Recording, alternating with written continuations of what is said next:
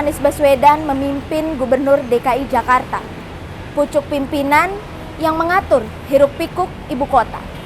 Bukan waktu yang terlalu lama, tapi seharusnya cukup untuk menilai kepemimpinannya. Kekuasaan tetap harus diawasi agar potensi serong bisa diantisipasi. Apalagi Jakarta, secuil dampaknya bisa merembet kemana-mana. Dihadapkan dengan persoalan lama yang kadung akut, janji kampanyenya justru kini tak lagi dituntut. Padahal Anies janji meneruskan mimpi warga Jakarta yang tak terbeli. Tepat di usia Jakarta ke-495, masa jabatan juga usai Oktober nanti. Lantas, apakah langkah politik Anies akan menjelma jadi kuburan janji-janji? 2017 pertama kali muncul di Pilkada DKI Jakarta, berhadapan langsung dengan petahana Ahok. Situasi Jakarta terbilang memanas. Ahok digunjing dengan isu agama. Apalagi Anies memunculkan pribumi yang menuai polemik. Alih-alih meredakan dengan rekonsiliasi, Anies justru melenggang menguasai kursi Gubernur DKI.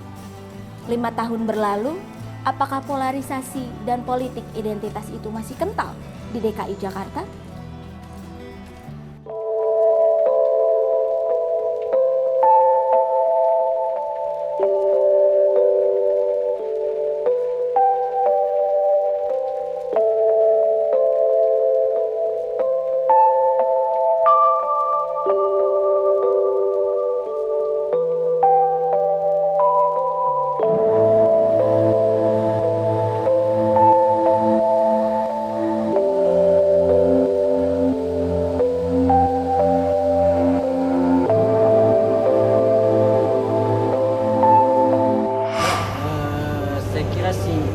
Lumayan soft gitu ya peta perpolitikan di DKI ya.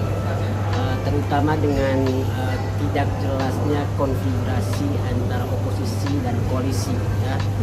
Tidak jelas baik di DKI sendiri maupun konteks nasional ya. Dalam artian begini, di nasional misalnya katakan PDIP itu dia koalisi ya. Tapi kemudian di DKI dia bisa menjadi oposisi ya. Jadi status atau posisi politik dari partai-partai juga tidak konsisten dari pusat sampai ke daerah, sesuatu yang kemudian membuat konfigurasi politik di daerah seperti di DKI itu beda juga punya catatan sendiri gitu, dalam arti bahwa konfigurasi politiknya itu ditentukan oleh posisi gubernur dan wakil gubernurnya saat pemilu gubernur gitu ya. Dan saya kira untuk konteks DKI sendiri sejauh ini saya kira hanya ada 2 partai politik yang menjadi oposisi di DPRD DKI ya, PSI dan PDIP. Sementara partai-partai yang lain saya kira posisinya serba tidak jelas gitu ya. Lebih banyak kemudian memilih seperti seolah-olah sebagai koalisi. Tapi bahkan sebagai oposisi pun saya kira posisi PDIP sendiri juga tidak seperti PSI misalnya yang dengan sangat kritis bisa melihat setiap kebijakan yang diambil oleh gubernur dari sisi oposisi. Pada kebijakan-kebijakan tertentu misalnya kita melihat bahwa PDIP bisa sangat berdamai dengan kebijakan yang dikeluarkan oleh Anies. Jadi saya kira ketidaktegasan posisi partai politik di DKI, di DPRD DKI itu memberikan keuntungan luar biasa kepada Anies secara politis gitu ya. Dia hampir tidak pernah mengalami turbulensi, hampir tidak mengalami goncangan yang begitu luar biasa yang muncul karena posisi-posisi partai politik di DPRD DKI ya. Jadi bisa dikatakan sejak Anies menjadi gubernur, saya kira situasi politik DKI aman-aman saja tanpa gejolak yang luar biasa gitu ya. Ya ada 1-2 kontroversi tapi tidak cukup kuat untuk kemudian membuat posisi Anies merasa agak terganggu.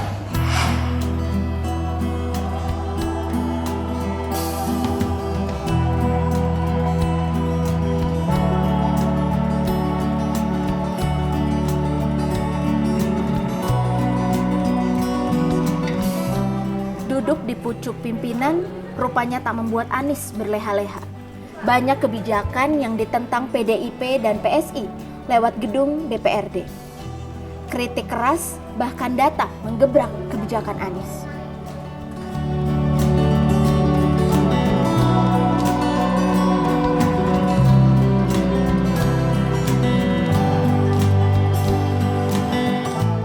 Saya kira ada campur baur di sana, ada kepentingan politik yang melatari partai seperti PDIP dan PSI gitu ya. Baik karena ini bawaan dari pemilu gubernur lalu ya, maupun ada konstelasi politik untuk pemilu yang akan datang ya. Dan itu yang menentukan kemudian sikap mereka dalam menilai kebijakan yang diambil oleh Anies. Tapi saya kira untungnya bahwa tidak semata-mata politis gitu ya. Mereka punya data yang kemudian bisa ditunjukkan sebagai bukti bahwa ada ketidakberesan misalnya dalam proyek Formula E gitu ya. Jadi saya kira sih dalam konteks itu peran PSI maupun PDIP sebagai oposisi bisa diharapkan untuk kemudian menunjukkan ada sesuatu yang tidak beres dalam kebijakan yang diambil oleh gubernur. Hanya sayangnya peran yang dimainkan PDIP dan PSI tidak cukup kuat untuk kemudian bisa mempengaruhi atau minimal memberikan tekanan yang luar biasa kepada Anies gitu ya. Mungkin karena secara jumlah mereka tidak dominan gitu ya di DPRD, jadi kalah jumlah masih dari partai-partai yang bergabung di koalisi pendukung Anies gitu ya. Jadi saya kira umumnya tekanan yang diberikan oleh PSI walaupun memengaruhi sebagian besar opini publik, tapi secara politis tidak cukup kuat untuk kemudian jadi langkah politis yang diambil oleh DPRD. Saya kira sih kelemahan rakyat kita baik di pusat maupun di daerah itu justru karena tidak punya konsistensi gitu ya dalam melakukan pengawasan terhadap kebijakan yang diambil oleh eksekutif gitu ya. Saya kira di DPRD juga sama gitu ya. Betul bahwa PSI gitu ya sebagai oposisi selalu saja mencoba untuk kemudian melakukan kritik terhadap kebijakan yang dikeluarkan oleh Anies.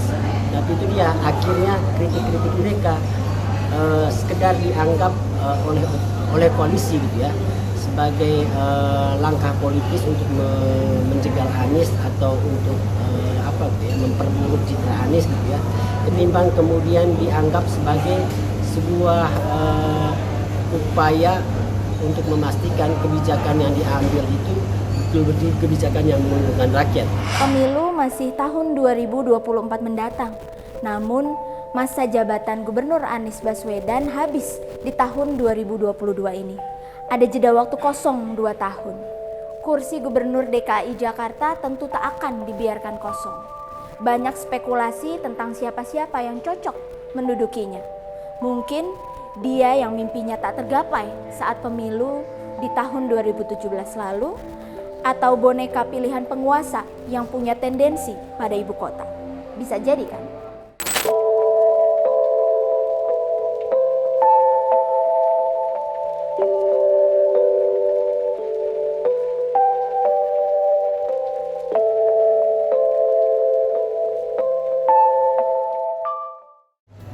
Saya kira sih sosok yang tepat untuk PJ DKI itu ya orang yang mengerti birokrasi gitu ya, karena mereka kemudian tidak dituntut untuk memikirkan kebijakan gitu ya, melahirkan kebijakan baru atau mendorong munculnya kebijakan baru, tapi memastikan kemudian roda birokrasi itu bisa bekerja untuk menyelesaikan program-program yang sudah dianggarkan dalam APBD DKI.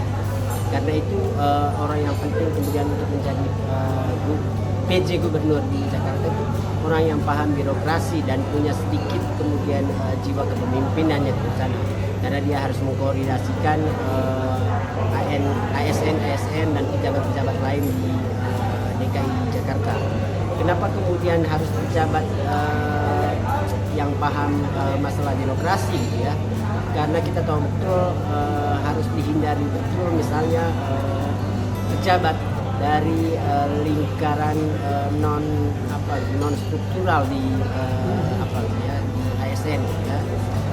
Dia akan sangat rentan kemudian untuk menjadi corong kepentingan politik tertentu, sesuatu yang kemudian bisa sangat berbahaya menjelang pemilu 2024. Jakarta ini adalah sentrum dari politik nasional gitu ya, dan khususnya pemilu 2024, sehingga netralitas atau independensi Gubernur DKI Jakarta itu akan sangat menentukan suhu politik menjelang 2024 gitu ya.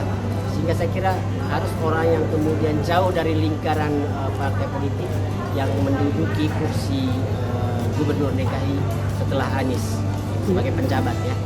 Anies memang tak tinggal diam selama 5 tahun ini. Banyak perubahan, terutama di wajah Jakarta. Cantik terlihatnya.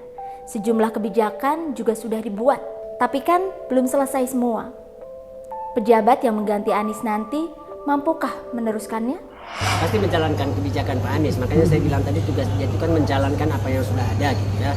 Karena itu dia tidak perlu kemudian orang yang punya inisiatif untuk merencanakan sesuatu program baru. Dia hanya harus paham kemudian bagaimana melakukan koordinasi antar lembaga-lembaga yang bekerja di bawahnya gitu ya. Sehingga orang yang punya kemampuan di birokrasi itu mungkin orang paling tepat untuk kemudian menduduki kursi penjabat Gubernur DKI setelah Anies. Jadi menteri sudah, gubernur pun terlewati. Setelah ini Anies mau ngapain ya?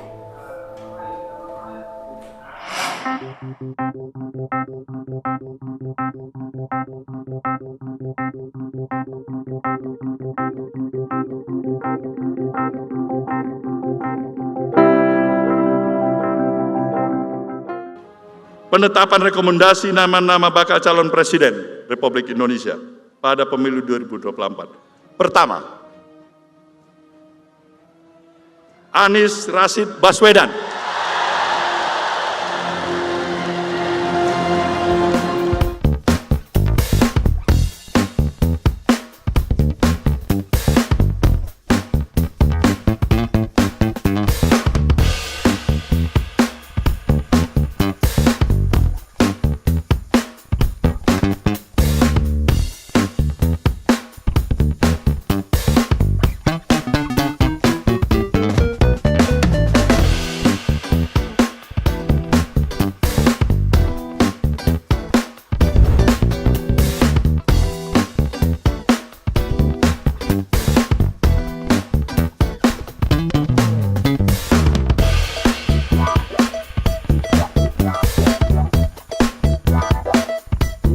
Sepeda dari Kampung Mapar bersama-sama dengan Bang Zaki.